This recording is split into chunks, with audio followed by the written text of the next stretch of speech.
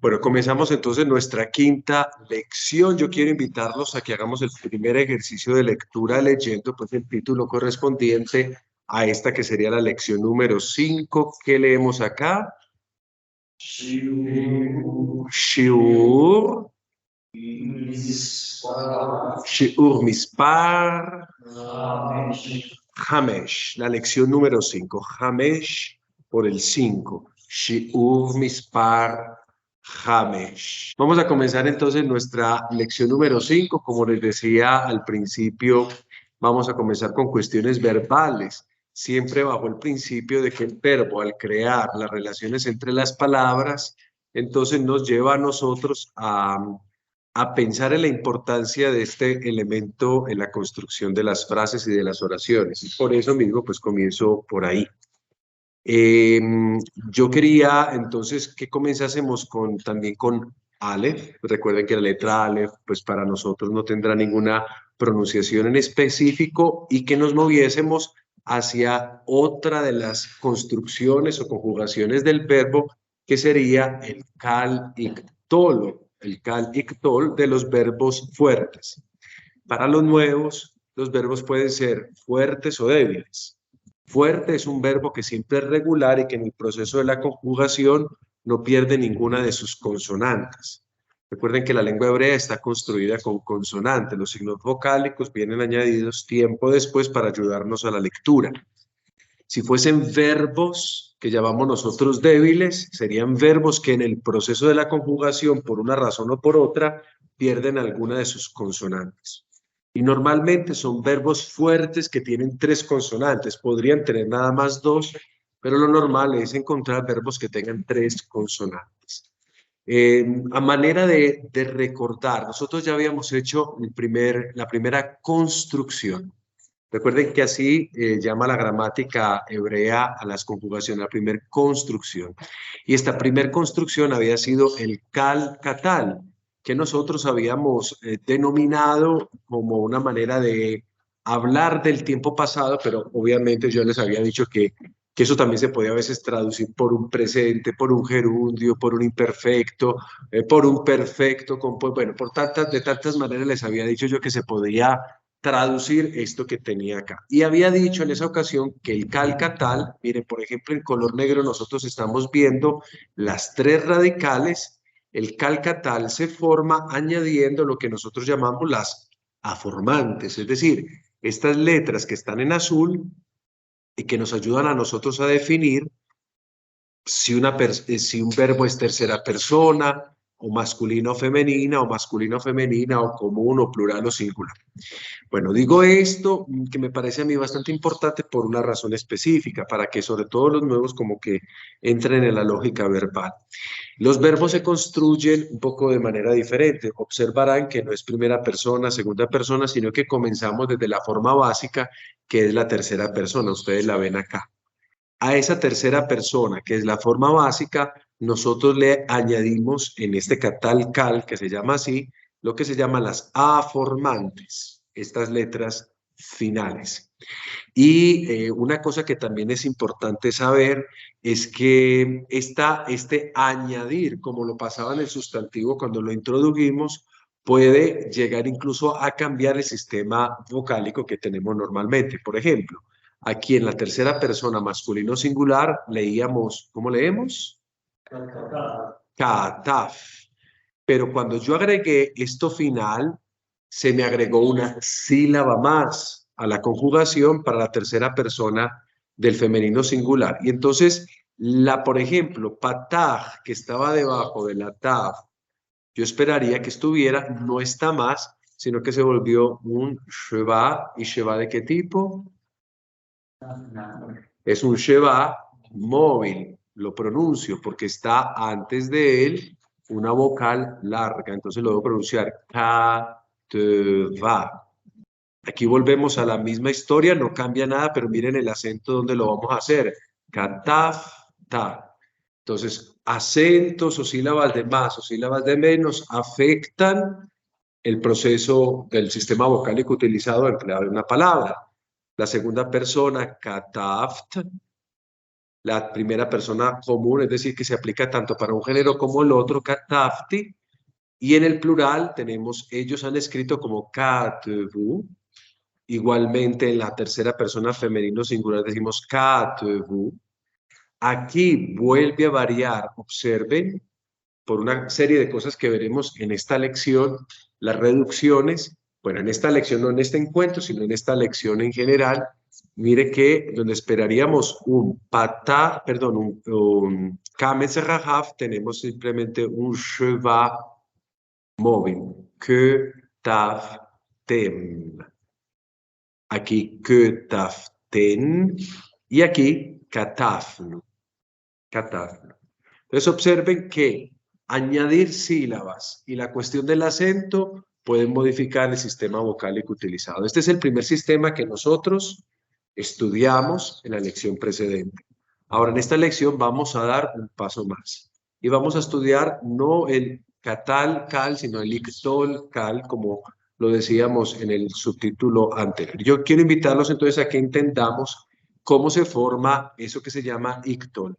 Observen que nosotros no lo llamamos ya como, por ejemplo, llamamos nuestros tiempos o incluso nuestros modos, sino que obedecen esto lo diré pues obviamente, perdónenme que me devuelva de nuevo, mire que dijimos catal. Catal se vuelve como el croquis de cada uno de los verbos. ¿Qué me dice a mí el catal? Miren esta palabra, tiene una consonante, una vocal, una consonante, una vocal y una consonante. Si yo me voy a este verbo que tiene el mismo orden, consonante, vocal, consonante, vocal, consonante. ¿Qué me está diciendo el nombre catal? Que la base debe de tener un sonido A. Observen acá, A. Si entonces me devuelvo al título que les presenté a ustedes acá, ictol, ¿qué tengo yo acá? Tengo consonante, vocal, consonante, consonante, vocal, consonante. O sea, que esto mismo que está sucediendo acá tendrá que suceder en la base, es decir, en la tercera persona masculino singular del ictol. Pero y sobre todo, lo que más nos interesa no es tanto la cuestión en este caso concreto de las consonantes, sino de las vocales. Debe haber una vocal I, o sea, que suene I, y debe haber una vocal que suene O. Eso lo vamos a ver a continuación. Pero antes de entrar en la construcción del paradigma, definamos cómo se construye este verbo, qué significa este verbo, cómo se traduce este verbo antes de que hagamos la construcción. Empecemos diciendo que se trata de este verbo, de una construcción que se puede lograr como el catal a través de aformantes, es decir, que vamos a tener terminaciones que vamos a añadir a la forma base, que es la tercera persona masculino singular. Vamos a añadir elementos al final, como si fueran una especie de sufijos. Esos sufijos a mí me van a indicar cuál es el género y cuál es el número del verbo conjugado. Recuerden, como vieron en la tabla anterior, que hay un género masculino, un género femenino, normalmente entre tercera persona y segunda persona. La primera persona permanece, digamos así, ambigua, común, contiene los dos géneros. Entonces, agrego algunos elementos al final y son las aformantes. Pero, y no solo eso, para formar el ictol, porque incluso, ¿cómo comenzaba? Comenzaba con una Y de yuca, ¿no? Que nosotros pronunciamos no chictol, sino ictol, porque la iod para nosotros es un sonido I en todo el sentido de la expresión. Entonces, además va a, atención, a construirse con preformantes, como si fueran prefijos. Es decir, elementos que se van a anticipar a las tres radicales o a las radicales que tenga el verbo. Porque esto va a suceder con cualquier verbo, sea triliteral, sea biliteral, o ya veremos esos otros tipos de verbos. Entonces, en esta conjugación puedo encontrar terminaciones que llamamos aformantes y también puedo encontrar preformantes que serían algo así como si fueran, digamos, prefijos y que son una cantidad de elementos consonánticos, antes de, como les decía, de las tres radicales de las consonantes verbales, o si nada más el verbo tiene dos consonantes, y que van a definir otra serie de cosas. Eso nos va a ayudar a entender, por ejemplo, qué persona está siendo conjugada en el verbo, como veremos a continuación. Por esta existencia de elementos o de preformantes que nosotros llamamos a este modo como un modo preformativo. Modo preformativo. Esto es cuanto a la construcción del texto. Bueno, ¿y cuáles preformantes se van a anticipar a las radicales? Observemos acá. Dependiendo de la persona que estemos flexionando, podemos, por ejemplo, colocar una iod antes de las tres radicales. Mire, ¿cómo se llama este modo? Se llama ictol. Esta construcción es ictol, o sea, comienza por la iod.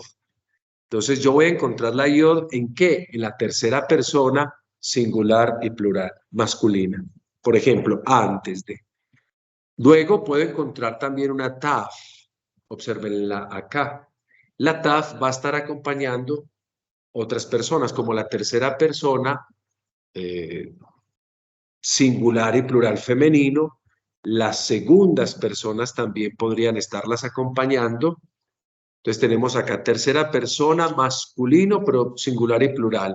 La taf va a estar precediendo las terceras personas, femenino, singular y plural, y también las segundas personas, masculino, femenino, singular y plural. Vamos a tener, por ejemplo, Aleph, que va a estar al inicio de la primera persona singular, y vamos a tener una nun que se va a colocar antes de las consonantes del verbo, y en este caso para la primera persona como un plural.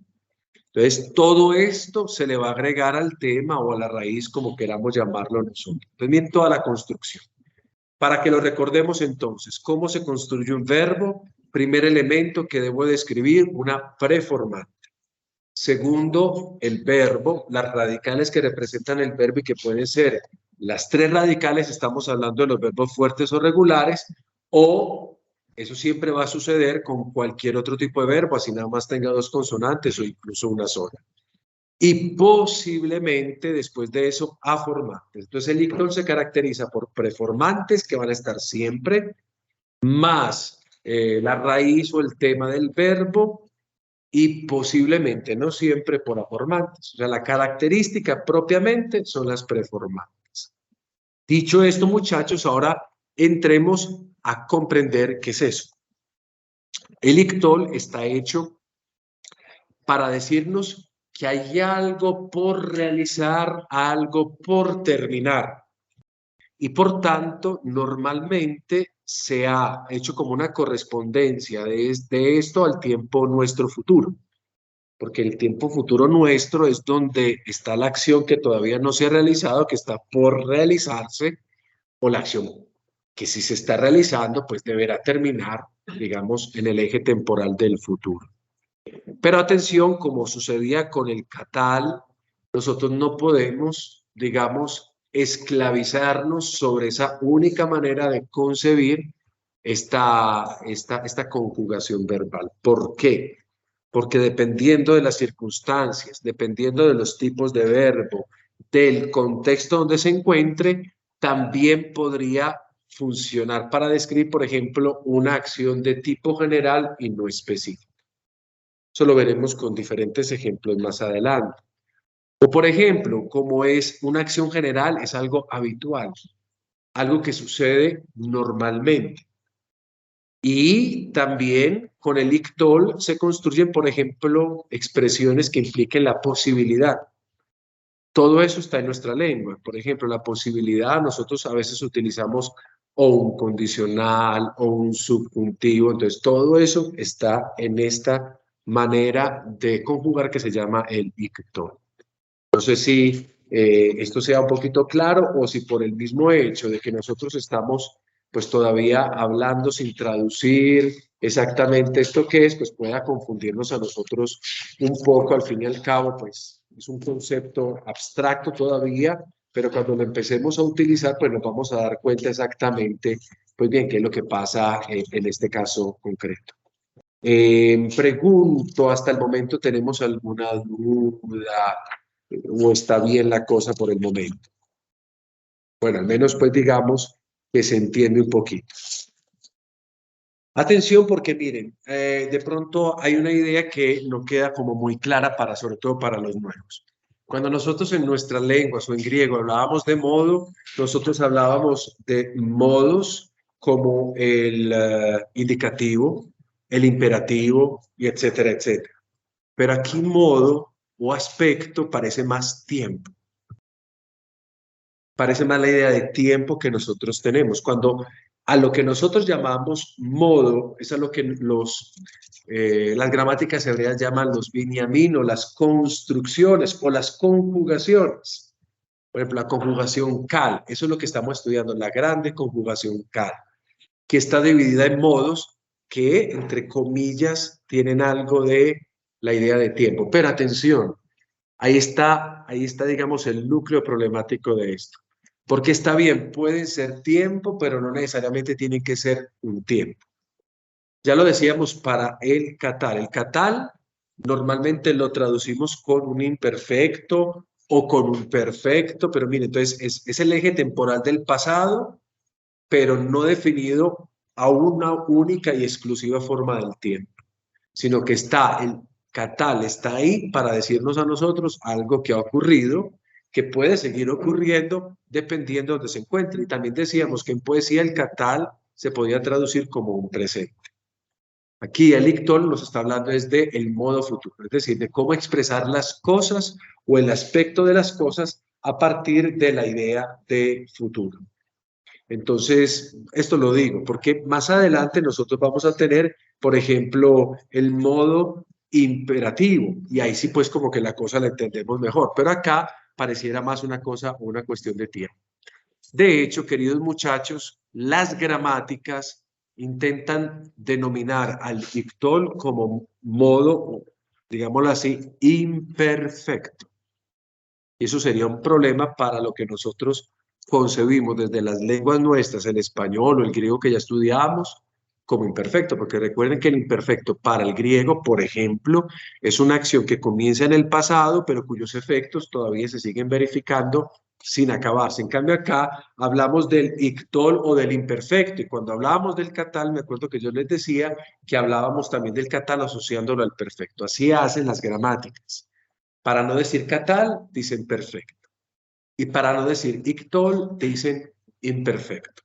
Yo prefiero utilizar mejor las expresiones propias de la gramática hebrea para evitar los equívocos, para que no nos vayamos a imaginar lo que no es. Entonces, vuelvo a repetir, aquí hablamos del ictol y mire todo el concepto que tenemos. Sea una acción por realizar o por terminar, entonces estamos hablando de un hecho futuro, pero también estamos hablando de un lenguaje potencial, de un lenguaje ideal, de una situación, por ejemplo, de orden habitual que se puede expresar a través de este modo llamado el ictol.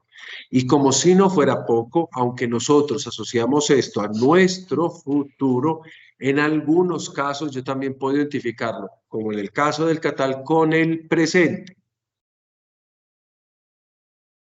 considerando, como dice acá en pantalla, que la acción puede repetirse. Es decir, claro, entonces entendemos el aspecto temporal. Yo hablo del ictol que puede empezar en el presente, pero se va a prolongar en el eje temporal del futuro.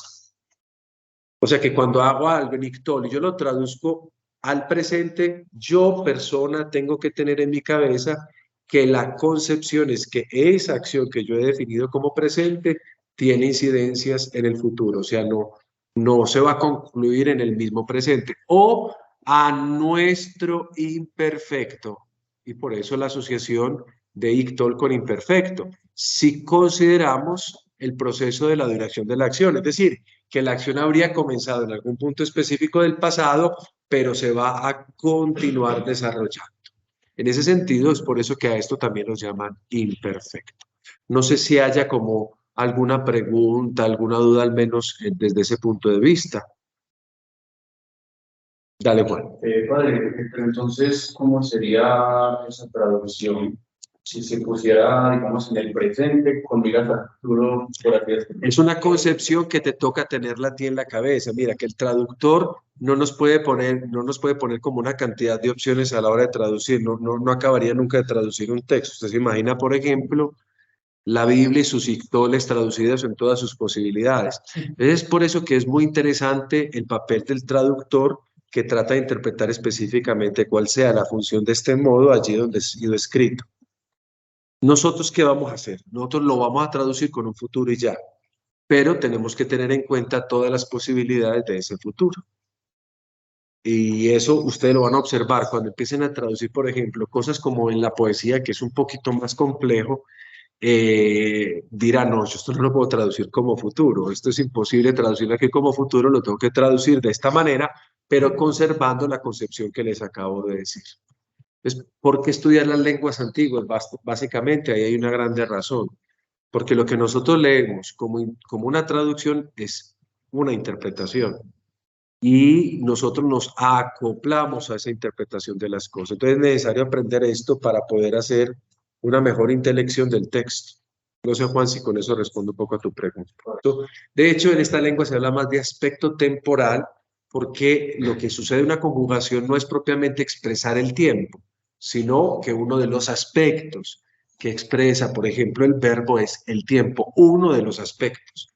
Mientras que para nosotros, pues, un verbo, por ejemplo, amarás, es decir, eso implica que es un imperativo que tú tienes que amar, pero eso va a suceder de ahora en adelante, o amarás en un punto específico una acción que va a comenzar más allá del tiempo presente. Bien, dicho esto, queridos muchachos, también en la concepción yo podría traducir este verbo con expresiones que me dan a mí los verbos serviles, como poder, deber y querer. Por ejemplo, si yo escribo un ictol, en ictol el verbo yo comeré, yo podría traducir eso también, yo podré comer, o yo debo comer, o yo quiero comer. Entonces, miren, el ictol, todas las modalidades que tiene. De hecho, a esto se le llama la función modal, para expresar no necesariamente algo que va a suceder.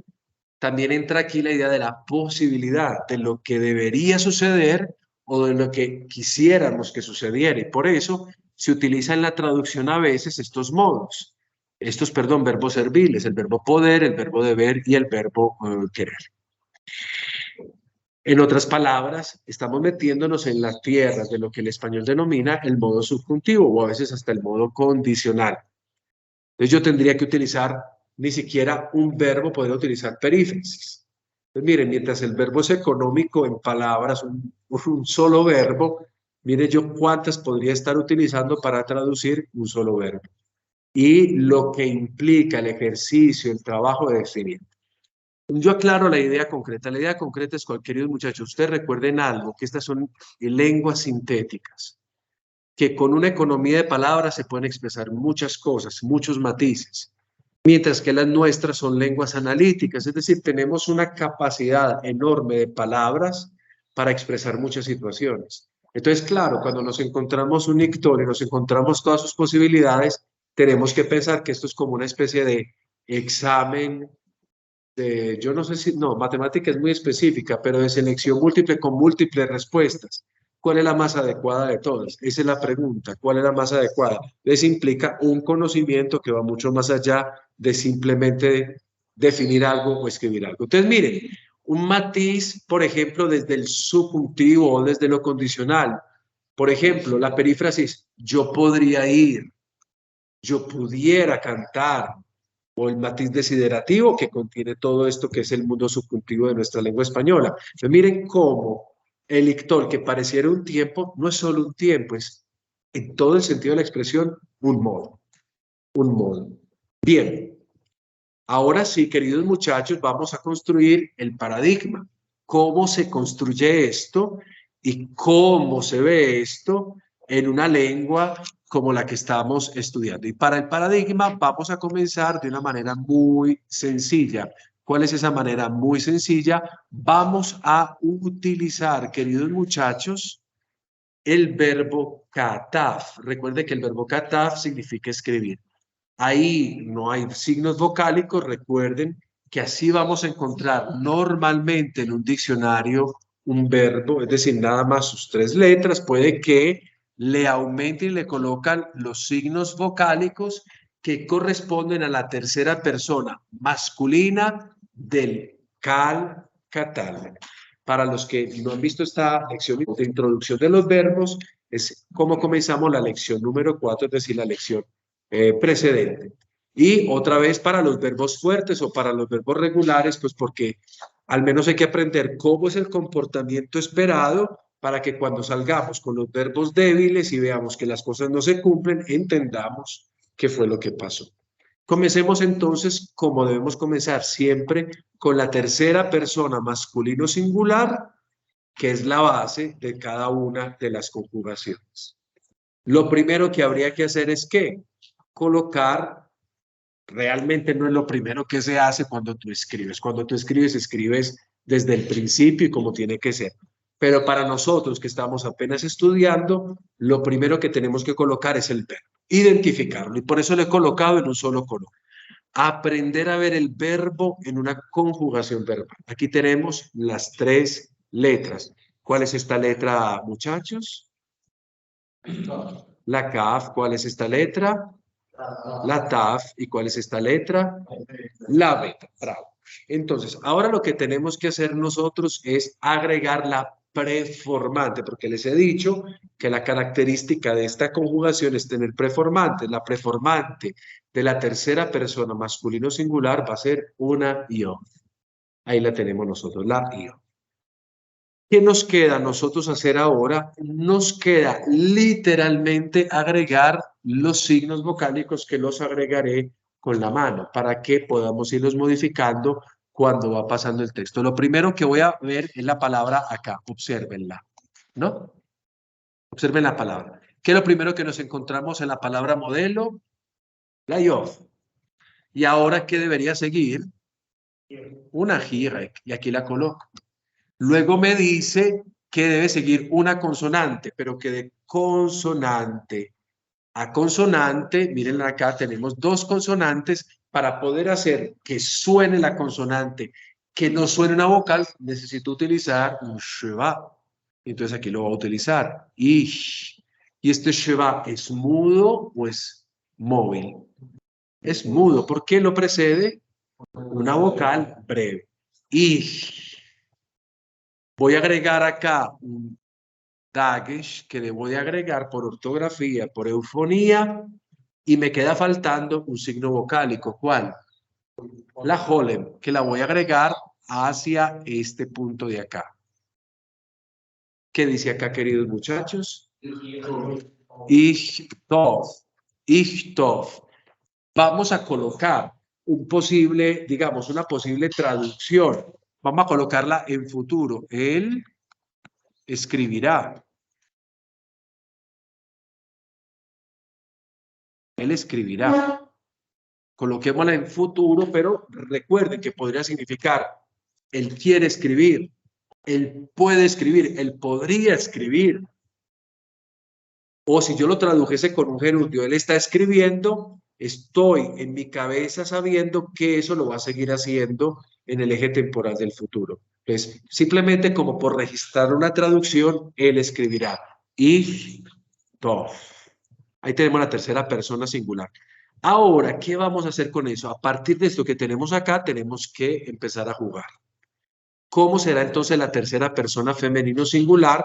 De nuevo, coloco el verbo, al verbo le agrego una preformante. Había dicho que ya no va a ser la yod, sino que va a ser una taf, con su respectivo dagesh, si está al inicio de una palabra. ¿Y qué voy a agregar? Voy a agregar los mismos signos vocálicos que he agregado anteriormente, siguiendo el modelo del título, como ustedes ven acá. Entonces, voy a agregar los signos que yo veo acá, los signos vocálicos. Agrego una jirek, shva, en este caso, por estar precedido de una vocal breve, es un sheva mudo, simplemente hace sonar la consonante. Luego, es normal agregar este dagesh acá y la holem. Y aquí tengo, ¿cómo se dice esto? Tichtov, la Tichtov. Tichtov significa, en este orden de ideas, ella escribirá. Ella escribirá. ¿Queda claro esto? Ella escribirá. Y así sucesivamente vamos a seguir jugando. Atención con esta forma, porque esta forma es exactamente idéntica a la que se sigue. Si aquí ya hicimos tercera persona, masculino singular, y ahora está la tercera persona, femenina singular, la que sigue, ¿cuál persona debería ser? La segunda persona masculina singular, lo cual quiere decir que tendremos la misma forma para una y para otra. ¿Y eso qué implica? Que tengamos por contexto que sacar de quién se está hablando, si de ella o si del tú masculino. Pues miremosla acá. Agrego lo mismo y aquí voy a agregar dich, tof. Pero esta vez recuerdo que el valor de esto es tú, y ese tú que yo estoy señalando debe ser algo de género masculino. Tú escribirás.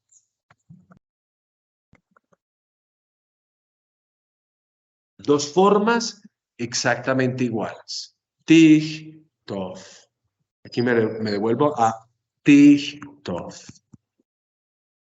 Voy a volver a recordar la primera. Entonces tengo en sonido, miren que es muy parecido. Ich, tof.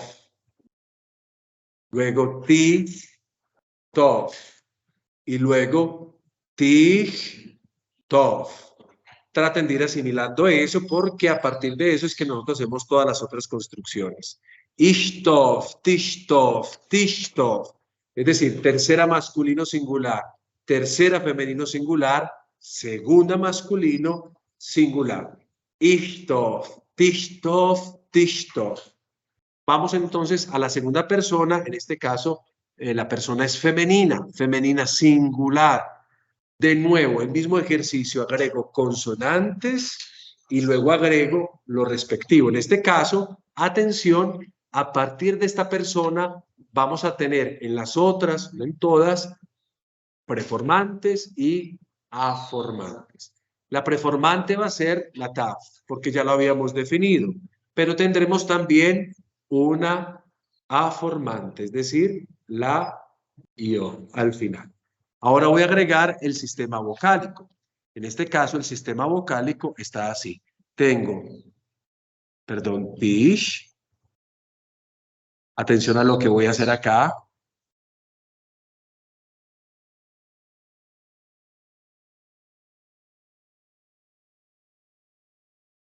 No voy a agregar todavía, me faltan ahí signos vocálicos, no los voy a agregar todavía.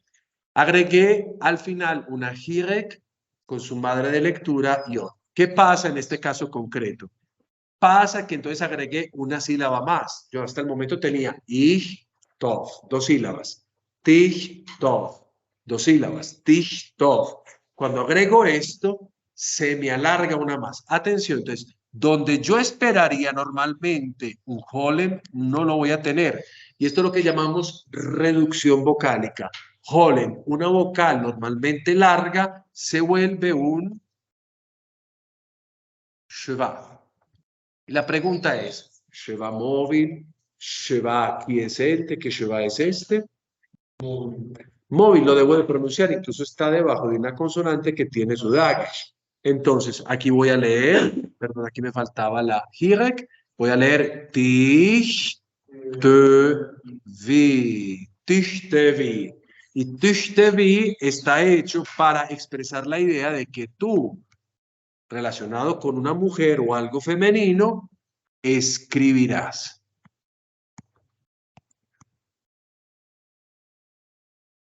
Dich, te, vi, dich, te, vi. Tú escribirás. Esto queda claro para todos. Bien, dich, te, vi.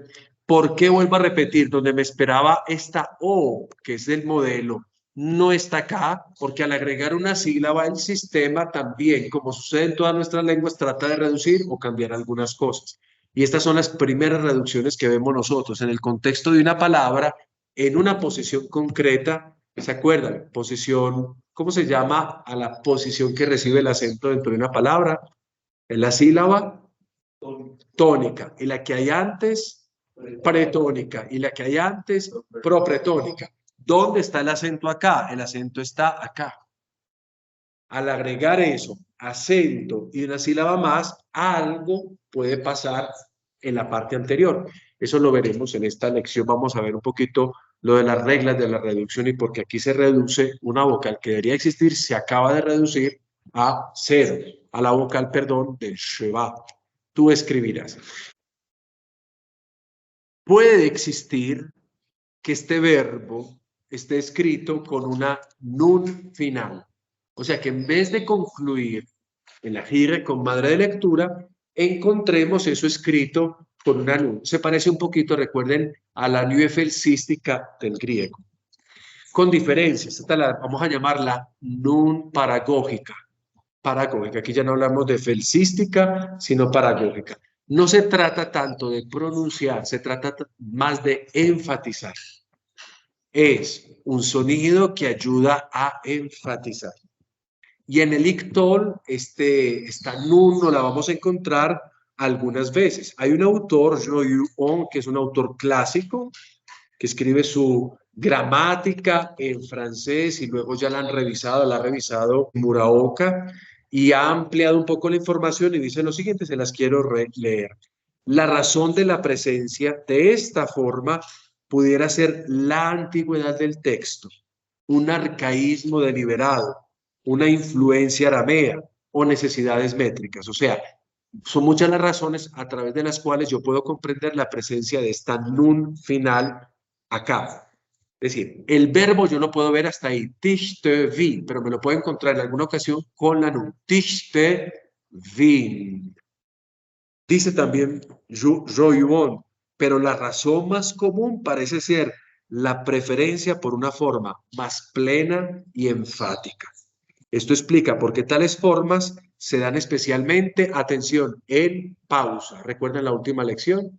Hablábamos de los acentos que tenían funciones de pausa mayor, pausa menor, pausa media. Y claro, entonces, ¿dónde nos vamos a encontrar estas formas? Normalmente donde haya una pausa.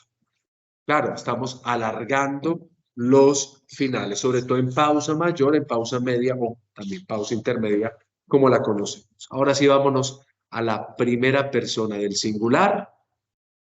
Vamos a colocar el verbo y atención, la preformante cambia. Una alef. Es una alef. En este cambio de preformante, pues vamos a tener también otra cosa interesante. El cambio de el signo vocálico. No va a ser más I, va a ser una E de segol. Pero vamos a conservar todo lo otro. Tov. Y esto para traducir yo, puedo ser un yo masculino, un yo femenino, escribiré. Yo escribiré, yo podré escribir, yo quiero escribir, bueno, cualquier cosa de esas.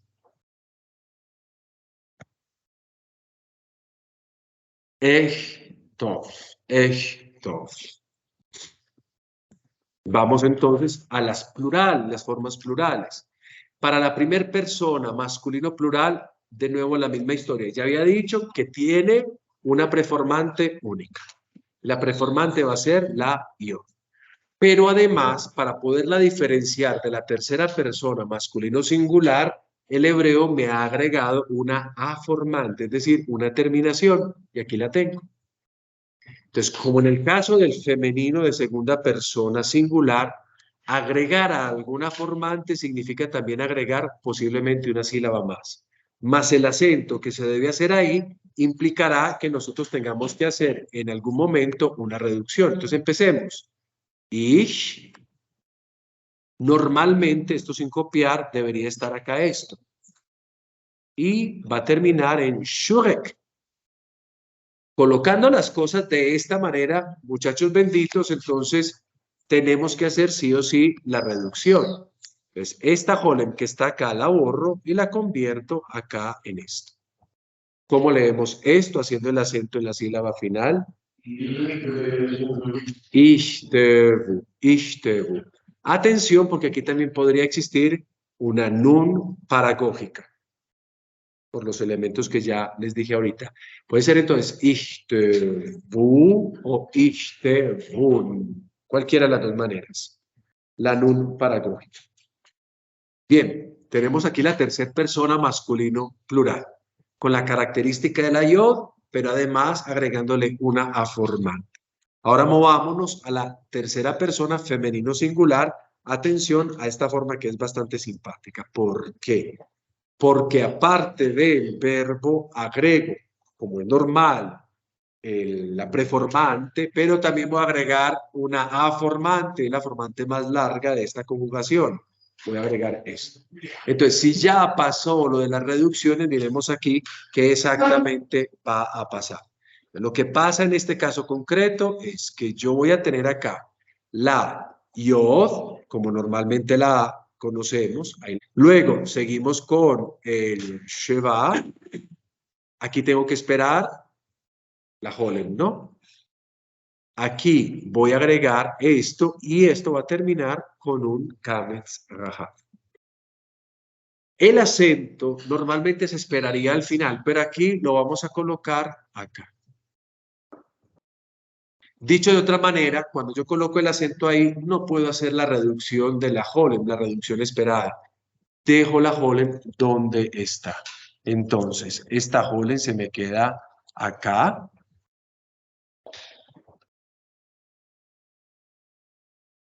Y esto se leería de la siguiente manera. Se leería así.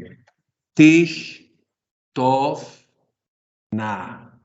¿Y por qué no pronuncié? Les pregunto a ustedes simplemente como para repasar. ¿Por qué el Sheva bajo la Vet, es decir, este que está acá, lo volví Sheva mudo?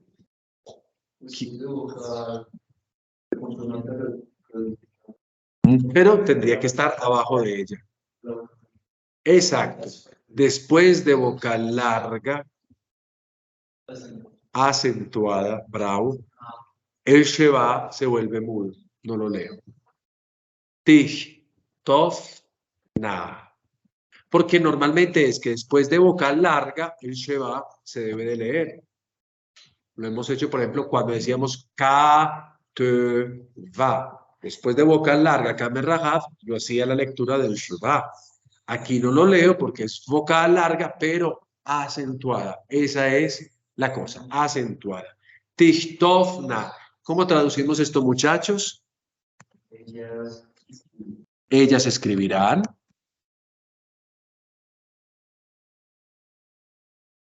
Bueno, y a partir de acá, la creatividad parece irse acabando. ¿Por qué?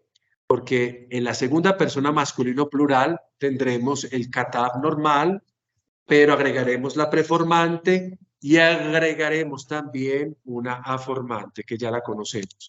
Y cuando tengo que agregar los signos vocálicos correspondientes, pues yo me doy cuenta de una simple cosa, que se parecen exactamente a los de la tercera persona masculino plural, con la diferencia de que la preformante es diferente.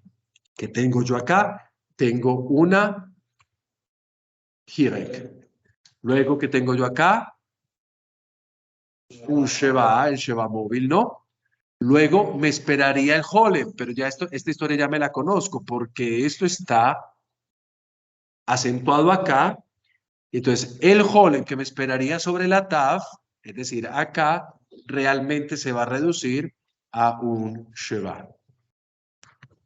Aquí voy a agregar el signo del Dagesh. Bueno, esto es claro, muchachos. ¿Cómo leemos esto? Tishtevu. Tishtevu. Y el Tishtevu también puede tener la existencia del nun paragógico. Nun paragógico casi siempre está en este Tishtevu, terminando obviamente en vocal, que se agrega esta nun. Donde he agregado vocales como aformantes, he agregado también el nun paragógico. Pero atención, el nun paragógico funciona en el ictol, en el catalcal nunca vimos un nun paragógico. Bien, ¿y qué traduciríamos al respecto?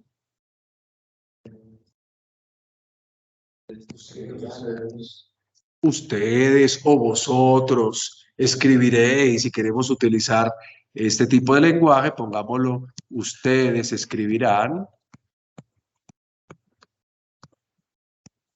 O vosotros escribiréis, escribirían si lo ponemos en el plano de lo hipotético, de lo ideal, porque escribirían no es futuro propiamente, subjuntivo no es plano de lo ideal.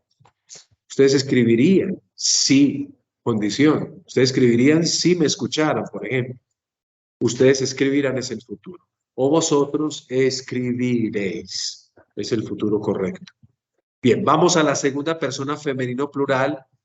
La creatividad se sigue acabando porque tengo una preformante, tengo una formante, es decir, tengo la misma forma de la tercera persona femenino plural. Exactamente la misma forma. Entonces, tich, y de nuevo con acento, tov, na, tich, tovna, tich, tovna. Todo esto para expresar la idea de vosotras o ustedes escribiréis. Porque colocó vosotras para poderlo diferenciar del anterior, que es masculino. Cuando decimos ustedes, no hay posibilidad de hacer la diferencia entre masculino y femenino. Vosotras escribiréis. Ustedes verán en el cuadro final que seguida aparece que yo trabajo más con vosotros, porque el ustedes no me permite hacer ese tipo de diferenciación. Y nos queda faltando para concluir la primera persona, en este caso, común, plural. Obsérvenla acá. Solamente para la construcción de esta persona necesitaré del verbo y de la preformante. Ya no necesitaré de aformantes. ¿Por qué? Con la preformante es más que suficiente. Una nun. La nun que recuerda en español el nosotros. O si ustedes se acuerdan de nuestras lecciones, el pronombre nosotros tiene tres maneras en la lengua hebrea. O anachnu, o también puede decir anu, o también puede decir, atención, nachnu. Nahnu. Bueno, aquí tenemos una manera de decir nosotros colocando la nun al inicio. Y los signos vocálicos, ¿qué creen ustedes que sean? Hirek, como venimos marcándolo acá, Hirek. El Sheva, que llamamos nosotros quiescente. Y luego Holen. Y aquí tenemos Nichtov. Y Nichtov, para traducir qué idea, nosotros o nosotras escribiremos. ¿Se ha comprendido la construcción de esto, muchachos? Bueno, Nichtov. En los momentos libres, no se pongan a dormir, no cierren los ojos, no descansen. Cogen en su agendita o en su libreta, cuando estén perdidos, cuando las ideas no les vengan, y empiecen a escribir Ishtov, Tishtov, Tishtov, Tishtovi, Echtov, Ishtevu, Tishtovna, Tishtevu, Tishtovna y Nishtov. Es decir, esto que ustedes ven acá. Aquí tenemos toda la apreciación del ictol-cal del kataf, que significa escribir. Escribir. ¿Se comprende entonces esto que hemos hecho? ¿Queda claro? Entonces pueden ver en el cuadro en color rojo todas las preformantes que sí o sí esta conjugación tiene que tener, más algunas, como ustedes ven también en pantalla, que no necesariamente tienen que tener siempre las aformantes. Observen que las personas de acá no tienen aformantes, que solo la segunda femenino en el singular, femenina, en el singular tiene una aformante con un paragógica, y que casi todas las personas plurales también tienen aformantes, están en color azul. Encontrarán esta traducción, pero vuelvo a repetir, no es la única, dependerá de dónde estemos traduciendo para definir qué debamos exactamente traducir. Vamos a concluir, queridos muchachos. ¿Y cómo vamos a concluir? Diciendo una cosita como nota, y es que para negar, nosotros en hebreo tenemos dos posibilidades, el lo o el al. Dependerá en dónde se encuentre esto. Esto lo vamos a profundizar más adelante, pero por el momento, porque de pronto en el taller van a encontrar un lo, un al, entonces para que sepan eso, qué está significando, simplemente no. Tiene su función, no siempre se escribe en el mismo punto, aquí ya sabemos. Para negar esta conjugación vamos a utilizar lo, excepto en poesía, donde se usa el otro adverbio negativo, que es al. Para los apenas las construcciones no se niegan. No. Exactamente, exactamente. Nosotros estudiaremos un tema que se llama la negación y aprenderemos a entender con qué conjugaciones se usa una cosa o la otra. Pero como no hemos llegado todavía a los adverbios, yo simplemente dejo esto acá pintado, que sirve como introducción a saber cómo se dice no en hebreo, o lo, o al. Solamente que dependiendo del tipo de modo, sé cómo tengo que negar. Y atención porque también incluso puede implicar como un plus más en el significado. Bueno, muchachos, ahora concluyamos con unos pequeños ejercicios. ¿Cómo decimos ejercicio en hebreo? Aquí no hay signos vocálicos, pero ustedes también tienen que aprender a leer esto sin signos vocálicos, a acostumbrarse al oído. Esto se lee targil, targil. Targil son los ejercicios o el ejercicio en lengua hebrea. Targil. Lo encontrarán en los talleres, porque en los talleres yo lo escribo targil. Bien, vamos a hacer un pequeño ejercicio. ¿Qué vamos a hacer? Es un ejercicio de reconocimiento. Vamos a tratar de identificar qué persona está siendo conjugada en lo que está acá. Leamos acá. Tov. Entonces vamos a hacer el análisis morfológico. Categoría gramatical de esto. Verbo. ¿Qué modo es? Ictol. Muy bien. ¿Qué conjugación es? Cal. La conjugación cal. Bien. ¿Qué persona es? Es la tercera persona. ¿Qué género? Puede ser femenino, pero también podría ser la segunda persona masculino, siempre ambas son singulares. Entonces yo puedo traducir esto como ella escribirá o como tú escribirás. ¿Cómo lo he detectado yo? Porque está la preformante. Ahí está, la preformante del tú o del, en este caso, ella. Tichtov. Cuando vean esa aplicación, no, Tichtov, dejen de pensar en la aplicación y en el video y piensen, Tichtov, tercera persona femenino, segunda persona masculino, de la forma ictol cal, ¿ok? Bien, vamos a esta otra. ¿Cómo se lee esto?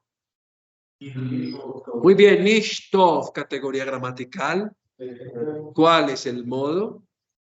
Ictol, ¿cuál es la conjugación? Cal, muy bien, ¿cuál es la persona? La primera persona común, plural. Nishtov, que traduce nosotros. Recuerden el nun por el nosotros. Nosotros escribiremos. Vamos a, ahí ven ustedes la preformativa. Vamos a esta otra que dice acá. Tishtevi, categoría gramatical. Verbo, ¿cuál es el modo? Ictol, la conjugación. ¿Cuál es la persona? Segunda persona, ¿qué género? ¿Y qué número? La idea es que relacionen eso. Entonces tenemos una preformativa, pero también tenemos una afirmativa con un paragónica. ¿Cómo se traduciría esto? Tú escribirás. Tú escribirás. Muy bien. Miremos esta otra. Es siempre del ejercicio anterior que se lee acá. Ishtevu o ishtevun. Categoría gramatical es un verbo. ¿Qué modo? ¿Cuál es la conjugación? Muy bien. Y después de eso, ¿cuál es la persona? No, tercera. ¿Por qué? Porque es característica la yod para la tercera. ¿De qué género? Masculino. Y en este caso es plural. ¿Cómo traducimos esto? Ellos escribirán. Muy bien. Miremos esta otra que dice acá. Echtov. Muy bien, es un verbo, ya sabemos, ictol cal, pero ¿qué persona es? Miremos la preformante. Es la primera. Y piensen, Aleph es la primera letra del alefato. Entonces Entonces, con Aleph hacemos la primera persona como un singular. ¿Cómo traduzco esto? Yo escribiré. Muy bien. Miremos esta otra. Iktol Kal, ya lo sabemos. Iktol Kal, ¿qué persona es? Tercera, muy bien. O segunda. ¿Qué género? No, para nada, porque termina en na, que sería género femenino. Tercera o segunda femenino. O sea, ¿cuáles son las posibilidades de traducción? Sí, muy bien. Ustedes si son mujeres. Ustedes o vosotras escribiréis y ellas escribirán. ¿Y de qué verbo viene esto? Cuando nos pregunten de qué verbo, viene del verbo kataf. Muy bien. Acá leamos esto. ¿Qué dice acá? Tichtebu. Muy bien. ¿Y esto qué es? Un ichtol, cal. ¿Qué persona? Segunda persona. Tenemos la preformante taf. Segunda persona. ¿Qué género?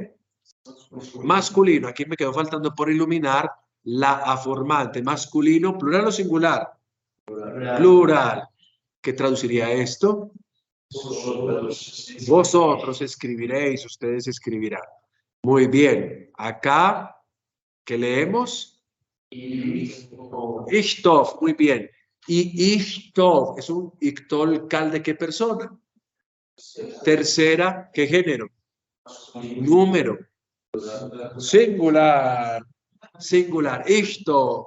Todos estos ejercicios para ayudar a reconocer lo que tenemos adelante. Observen que tiene la preformante propia de la tercera persona masculino, pero no tiene la aformante plural. Luego no es plural, sino singular. Bien, pasemos a otro elemento. ¿Qué dice acá? Muy bien, Zahar. Aquí vemos el verbo por recordar y pensar. Voy a suplantar el verbo kataf y lo voy a conjugar y ustedes me van a decir qué es esto. Vamos a leer. It's ru. Muy bien. It's ru. It's ru. Bien, categoría gramatical. Verbo. ¿Qué modo es? ¿Qué conjugación? ¿Qué persona es? Tercer persona. Muy bien. ¿Es tercer persona de qué género? Masculino. ¿Qué número? Plural. ¿Y cómo traducimos esto? Bravo. Ellos, lo que se te acaba de olvidar. Eso, ellos recordarán. Ellos recordarán. Eso es, ellos recordarán. Entonces recuerda tú. Hagamos esta otra. ¿Qué persona es esta? Siempre, primero leámosla. ¿Qué dice acá? Muy bien. Tizkeru. Muy bien, ya sabemos. Iktolkal, ¿qué persona es? Segunda persona, muy bien. ¿Qué género? Masculino. ¿Qué número? Plural. En este caso. Entonces, ¿cómo traducimos tizkeru? Vosotros recordaréis. Vamos a leer este salmo, ¿no? Aquí en este salmo resumimos el cal y el ictol. El cal catal y el cal ictol. Bien, vamos a leer juntos. Yo empiezo a leer despacio y leen conmigo. Teref Natan Li Re Af Itzkor Le Olam Berito. ¿Cómo es que se llama esto de acá? El siluk y el softpasuk, o sea que hemos llegado al final, a la pausa definitiva del verso. Teref, alimento, podríamos decir. Natán, categoría gramatical. Verbo, atención, verbo de qué modo? Catal, ¿de qué conjugación? Cal, ¿qué persona? Tercera persona, muy bien. ¿Qué género? Masculino, singular. Natán, ¿qué significa? Es el verbo por dar. Dio. Alimento, aquí sería a sus fieles, o a los que, o a los que lo temen. Y ahora, itzkor. Itzkor. Categoría gramatical. Verbo. Muy bien. ¿Qué modo es? Ictol. ¿Qué conjugación? Cal. ¿Qué persona? Tercera persona. ¿Qué género? ¿Qué número? Singular. ¿De qué verbo viene esto? De zahar, zahar, ¿qué es lo que significa? Recordar. Y itzkor, ¿qué significa acá? Él recordará. Leolam, por siempre. Perrito, su alianza. Aquí lo tenemos. Esto es el Salmo, ¿sacado de qué libro? ¿Qué dice acá? De los Tehilim. Salmo 111, verso 5. Simplemente les muestro otros verbos con los que ustedes se van a ejercitar en el taller. El verbo por gobernar, mashal, que también está aquí. ¿Cómo se lee esto? Inshol, recuerde que está la shin, pero la hol la tengo que colocar al otro extremo. Inshol, por ejemplo, acá leemos tim shol. ¿Dónde reconozco yo el verbo? Obviamente por fuera de su preformante. Y aquí tenemos el libro de los shofetim, de los jueces. ¿Qué dice acá? Adonai imshol pahem. El Señor imshol, que es lo que significa gobernará entre vosotros. Bajem.